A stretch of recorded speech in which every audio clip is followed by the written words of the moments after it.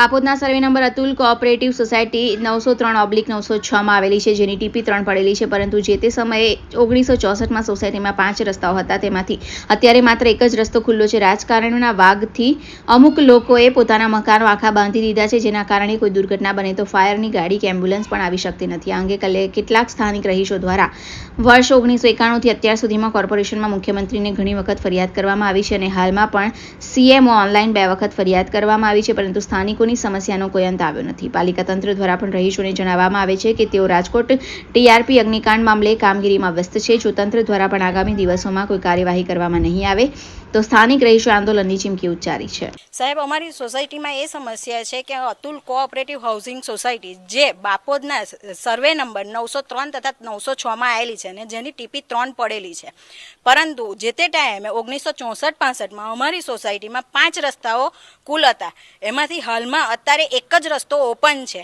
જે રાજકારણીઓ છે એમની વખતથી અમુક લોકોએ પોતાના મકાનો આખા બાંધી દીધેલા છે, જેના કારણે કોઈ ફાયરની ગાડી કે એમ્બ્યુલન્સ આવી શકતી નથી. હાલમાં 1/8/2023ના રોજ ખેંચનો બનાવ બનેલો, વ્યક્તિ બેભાન થઈ ગયેલું, તો એમ્બ્યુલન્સ ન આવવાના કારણે પોતાની પર્સનલ ગાડીમાં લોકોને સાઈડ આપો કરીને અમારે તાત્કાલિક માણસને પહોંચાડવો પડ્યો હતો હોસ્પિટલ. એવા ટાઈમે જો એ વ્યક્તિનું મૃત્યુ થયું હોત તો એના માટે કોણ જવાબદાર? સોસાયટીના પ્રમુખ, જે તે દબાણકર્તાઓ, કોર્પોરેશન, ગૃહમંત્રી, રાજ્યમંત્રી કે કેન્દ્ર સરકાર? કેન્દ્ર સરકાર જ્યારે હવે આકસ્મિક બનાવો બને છે ત્યારે 50,000 2 લાખની સહાય આપીને છોડી દે છે, તો આજે ભારતીય નાગરિક તરીકેનું 2 લાખની જ છે કિંમત વ્યક્તિની. આની રજૂઆત 1991થી લઈને અત્યાર સુધીમાં કોર્પોરેશનમાં મુખ્યમંત્રીને ઘણી બધી વાર કરવામાં આવી છે. હાલમાં સીએમઓ ઓનલાઈન પણ 2 વખતે કરવામાં આવી છે, પણ હાલ સુધી અમારી સમસ્યાનો કોઈ જ અંત આવ્યો નથી. પાલિકા તંત્ર દ્વારા હાલ અમને એવો જવાબ આપવામાં આવે છે કે હમણાં જે પણ રાજકોટ ટીઆરપી મોલકાંડ થયું છે તો એની કામગીરીમાં અમે લોકો છે, એટલે હાલ અમે નોટિસ આપી શકતા નથી. તો ટીઆરપી મોલકાંડ જેવો હમણાં સોસાયટીમાં બીજો કાંડ થશે, અગ્નિકાંડ, તો તેની કોર્પોરેશન રાહ જોઈ રહી છે કે મુખ્યમંત્રી? અમારી અપેક્ષા એ છે કે અમારા જે પણ મંજૂર થયેલા રસ્તાઓ છે તે અમને અવરજવર માટે અને ખાસ કરીને તો ફાયરની ગાડી અને એમ્બ્યુલન્સ માટે જે બેઝિક જરૂરિયાત છે અને ભારતીય નાગરિક તરીકેનો અમારો મૂળભૂત અધિકાર છે તે અમને મળવો જોઈએ.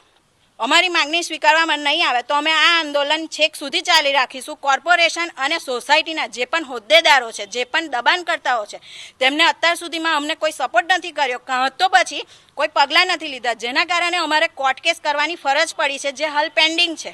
કોર્ટમાંથી પંચકેસનો ઓર્ડર પણ થવાનો છે, જે હાલ પેન્ડિંગ છે, જેની ગુરુવારે તારીખ છે. કોર્પોરેશન તરફથી જીપીએમસી એક્ટની 253-256 મુજબ અને 261-262 મુજબની નોટિસ સોસાયટીને આપેલ છે, પણ સોસાયટી દ્વારા તેના કોઈ પગલાં લેવામાં આવેલા નથી.